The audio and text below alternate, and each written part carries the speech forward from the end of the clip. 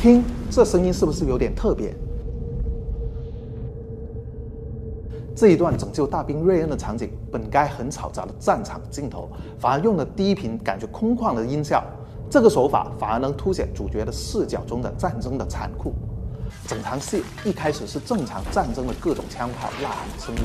但是当主角爬到沙滩上掩体时，反而声音变得低沉空旷起来，这让观众从刚才杂乱的信息中抽离出来，